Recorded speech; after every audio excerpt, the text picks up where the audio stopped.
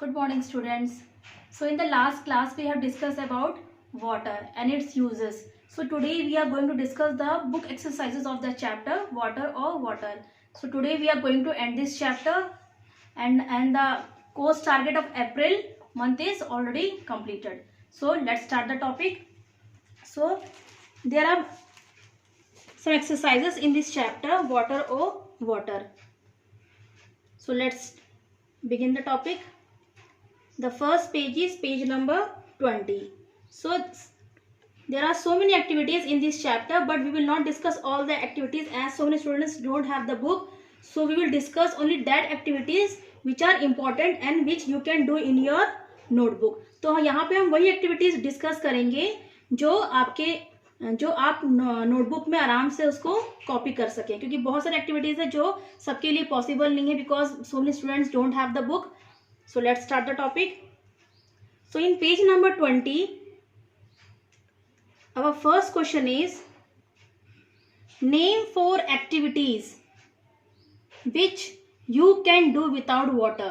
I had given this question also कि कोई भी 4 activities बोलिए जो आप water के बिना कर सकते हैं. तो कौन कौन से activities है? You can write here: speaking, walking, reading, playing. ऐसे बहुत सारे एक्टिविटीज जिसमें वाटर का कोई इन्वॉल्वमेंट नहीं होता है, वाटर जरूरी नहीं होता उस एक्टिविटी में. So you can write here any 4 activities. I have given the examples also: speaking, walking, reading and playing. The next question is you can not do without water.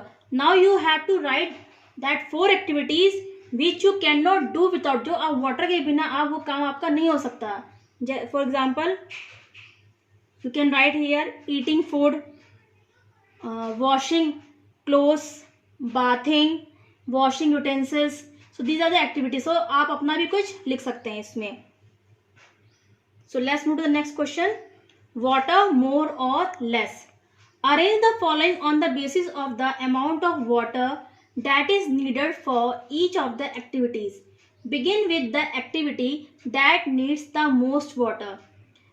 अब यहाँ पे कुछ एक्टिविटीज लिखी गई हैं, you can see here. So you have to now arrange this activities. जैसे हम arrange करते हैं असेंडिंग ऑर्डर, डिसेंडिंग ऑर्डर, इस टाइप से हमें इस वर्ड्स को, एक्टिविटीज को अरेंज करना है. और अरेंज कैसे करना है? Begin with the activity that needs the most water. उस एक्टिविटी से स्टार्ट करना है जहाँ पे पानी की मात्रा ज़्यादा होती है, मीन्स जहाँ पानी हम ज़्यादा यूज़ करते हैं पानी का. तो लेट्स रीड द एक्टिविटी. पहला है हमारा to bath, second to drink, then to clean the house, to water the fields, to knead the dough. अब इसमें क्या क्या है? टू बाथ मीन्स नहाने के लिए, टू ड्रिंक मीन्स पीने के लिए, to clean the house means अपने हाउस को साफ सफाई करने के लिए, टू वाटर द फील्ड्स खेतों में पानी डालने के लिए, to knead the dough, dough means आटा, तो आटा गूंदने के लिए. अब हमें इसको अरेंज करना है कि हमें सबसे ज़्यादा पानी किस एक्टिविटी में हम यूज़ करते हैं. तो हम सबसे ज़्यादा पानी किस एक्टिविटी में यूज़ करते हैं? The first is to water the fields. जो हम खेतों में पानी डालते हैं तो बहुत लार्ज अमाउंट में पानी हम यूज़ करते हैं जब हम खेतों में पानी डालते हैं या फील्ड में पानी डालते हैं. तो जब नंबर 1 आपका क्या होगा? टू वाटर द फील्ड्स, ये आपका नंबर 1 होगा. सेकेंड क्या होगा आपका? To clean the house. अब हम जब घर साफ करते हैं तो उसमें भी हमारा large amount of water use होता है. तो second is to clean the water. First is to water the fields and second point is to clean the house. And what is third one? Third one is to bath. अब third activity कौन सी है? जब हम नहाते हैं, बात करते हैं, तभी हमारा कुछ अमाउंट ऑफ वाटर यूज होता है. तो that is the third point. And fourth is to knead the dough. मतलब जब हम आटा गूंथते तो ऑब्वियसली जब मेंबर्स ज़्यादा हैं तो उसमें भी पानी की अमाउंट जो वो ज़्यादा यूज़ होता है. तो number 4 is to knead the dough. And number 5 is to drink. मतलब जो नंबर लास्ट आपका क्या है? टू ड्रिंक, मतलब पीने के लिए. ज़रूरी नहीं कि हम 10-10 ग्लास भी एक साथ नहीं पी सकते. हार्डली 1 और 2 ग्लास हम पानी ड्रिंक कर सकते हैं एट वन टाइम, एक टाइम में. तो let me repeat the answer. The number 1 is to water the fields, number 2 is to clean the house, number 3 is to bath, number 4 is to knead the dough, and number 5 is to drink. So you have to write this activity according to this number. So let's move to the next page, page number 21. Now check the question. Water from where? In the poem, you read about rivers, waterfalls, lakes and springs. We get water from all these places. From where do you get water? Put a circle around those places that are either in your house or around it.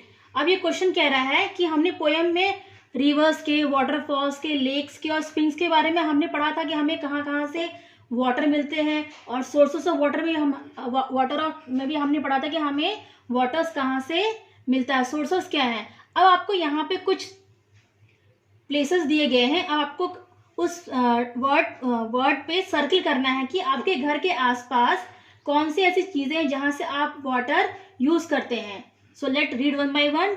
The first is lake, well, tube well, pond, waterfall, hand pump, river, stream, tap, tank, sea, hot water spring.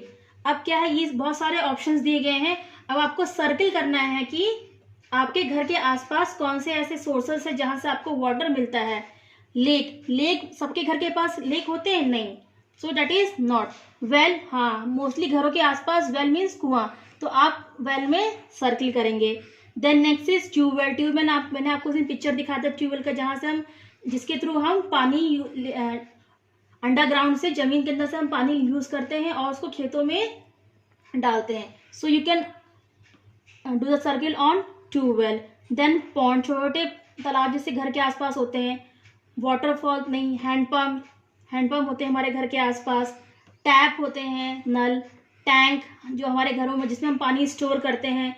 So these are the sources from where we get water which are near to our house, जो हमारे घर के आसपास होते हैं. Let's check once again. Well, tubewell,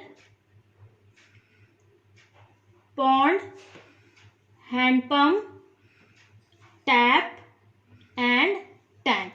So these are the sources from where we get water near our house. Now move to the next question. Does any river flow through your village or city? If yes, write its name. The question is कि क्या आपके गाँव के या आपके शहर के आसपास कोई रिवर फ्लो करता है, तो आप उस रिवर का नाम लिखेंगे. तो आप अपने पेरेंट्स से पूछेंगे कि आपके घर के आसपास या आपकी सिटी में या आपके विलेज में कौन सा रिवर फ्लो कर. जैसे जो रामनगर में रहते हैं, रामनगर सिटी में रहते हैं, तो उनके आसपास कौन सा रिवर फ्लो करता है? रिवर कोसी. तो यहाँ पे लिखेंगे रिवर कोसी, क्योंकि वो रामनगर सिटी से गुजरता है. तो जो रामनगर में रहते हैं वो लिखेंगे रिवर कोसी. और जो अगर कोई बाहर रहते हैं या फिर आपके आसपास जो भी रिवर है, आप यहाँ पे उस रिवर का नाम मेंशन करेंगे. Do you know the names of any rivers? Write their names. Now you have to write the names of the rivers.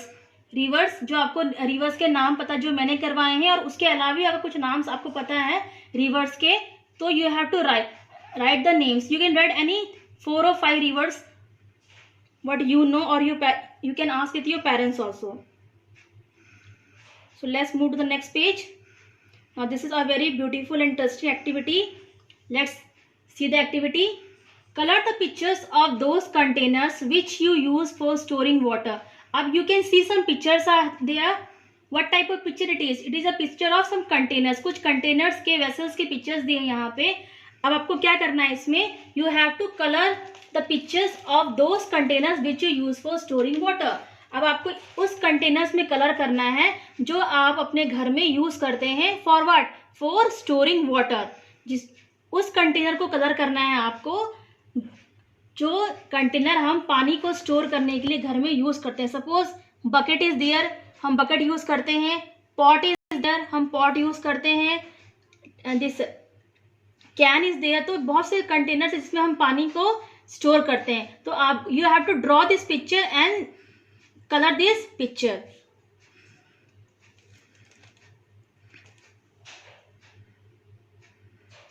Now related to this picture there are 2 questions. Which will contain the least water? Now least means सबसे कम. अब आपको यहाँ देखना है कि इन सब में सबसे कम पानी किसमें स्टोर होगा. नॉर्मल सी बात है, जो सबसे स्मॉल साइज होगा उसमें पानी कम स्टोर होगा और जो सबसे बड़े साइजेस होंगे उनमें पानी स्टोर ज़्यादा होंगे। तो आपको नाम लिखने हैं ऐसे 2 नेम्स जिसमें पानी कम स्टोर होगा और जिसमें पानी ज़्यादा स्टोर होगा। One more activity. So here some crossword is there. What do you have to do? You have to mark the name. The first is waterfall. तो आपको इसमें मार्क करना है जहां पे हमें वाटर मिलता है। जैसे वाटरफॉल, वाटरफॉल मतलब क्या हुआ, झरने, तो वहां हमें क्या मिलते हैं, वाटरफॉल। अब ऐसे ही इसमें बहुत से हैं, आपको सर्च करना है। Let me help you. The first is waterfall, the next is TAP, tap. So you will make a circle above this word, TAP, tap. This is the second one. Now next is WELL, well. Well means kuwa. Sorry, yes. So you will do the circle in this. Now SEAC, C means samudra. So you will circle this. LAKE, lake. You will circle this. Then RAIN, rain. Now you will circle this. Let me show you the answer. Yes, you can check the answer like this. See, waterfall, that is already done in your book. This is tap, pond, rain, sea, well. 2 are here. There either you can do here or here, and lake. So I will send this picture in your group. Now let's move to the last activity and last page of this chapter, page number 24. Now let's read the question. In every row, put a circle around one that is different from the others. Also tell how it is different. Now there are some words are there, you have to circle.